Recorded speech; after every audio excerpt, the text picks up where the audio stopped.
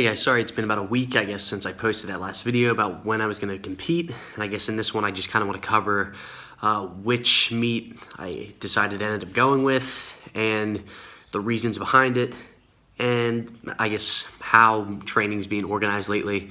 I'm going to come out with a video or two probably later this week on how to prioritize accessories during different blocks of training, so be on the lookout for that. But in the meantime, between the two that I was looking at, one was at my gym, which is the Warhouse Gym deadlift competition, and I guess there were 4 general weight classes. I either would have been in one of the 2 middle ones, depending on if I wanted to cut weight or not, but I decided to opt out of that one for a couple reasons. I guess the first one was even though there's a sizable cash prize for the winner of each division, they are planning on having it with a stiffer bar than I'm used to, as well as calibrated plates. And to me, in a month, getting used to pulling in almost what feels to me like a completely different way, it almost feels almost not worth it to me, just because I wouldn't be able to put up the type of performance I want to, regardless of whatever money's there.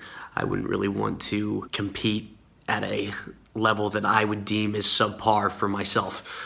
So I guess the other thing that really convinced me to I guess go with the second meet instead of this was I started looking at some of the numbers, and just federation records really not that big of a thing, but for I'm gonna probably be competing in the 198 division.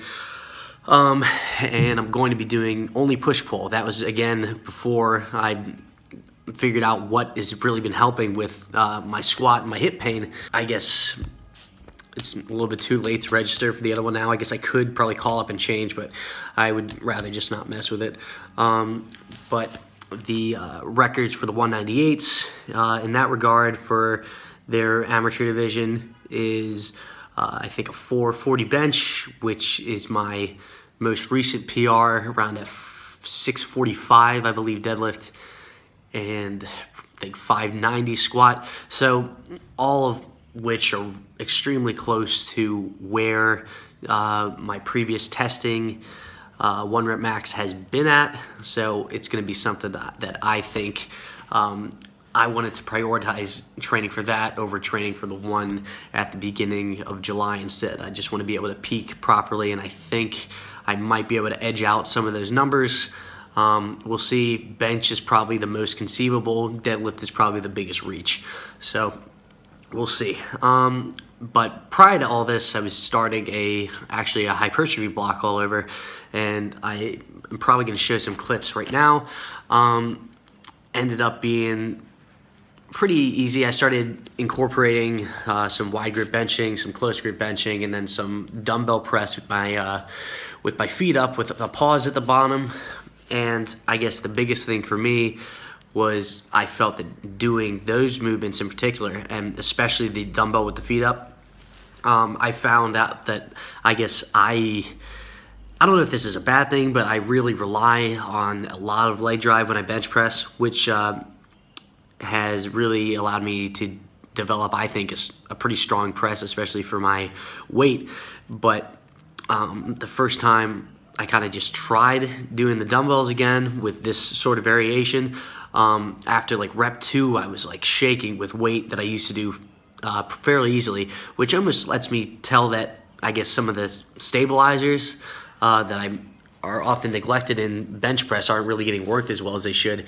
So that's something that I'm going to be incorporating. Also, it doesn't allow me to get any leg drive from the bottom, so it's really putting an emphasis on my chest and my shoulders a little bit more, rather than me relying on purely the explosiveness of my legs in the bench press movement. So I think that's been helping me out a lot.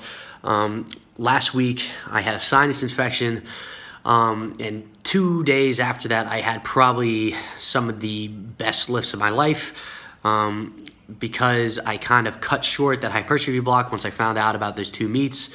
Wanted to jump on a short strength block, but then this week I actually started to taper to my peak instead. But anyway, going back to last week, I ended up hitting multiple bench press PRs.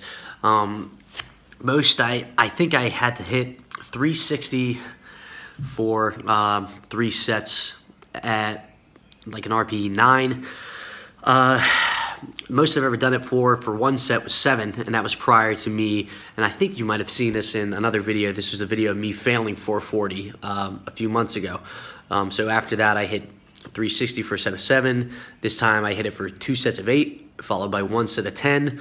And I mean, the rep calculators really aren't accurate unless they're below 5 or so, but it kind of brought me up to what looked like would be like a 370 or a 470, a 480, I guess, rep calculator bench. So being able to see the progression sounds promising.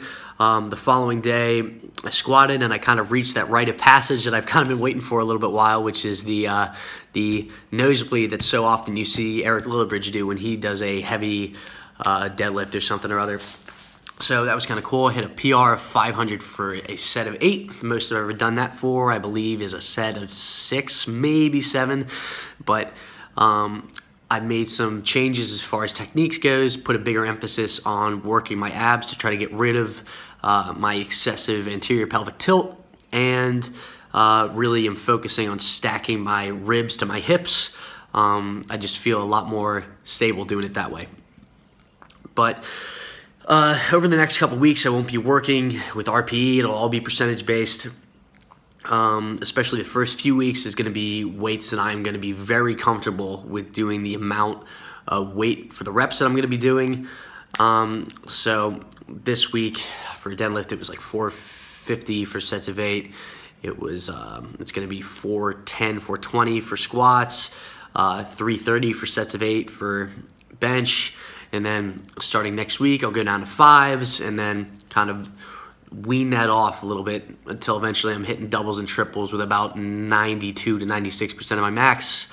Planning on doing a deload taper.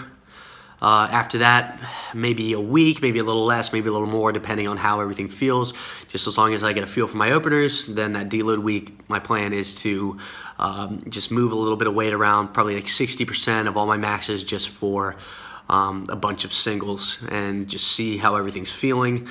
But yeah, that's the general plan for this whole meet prep, and I'm going to be trying to take you guys through some of my thoughts of how I'm preparing for some of this.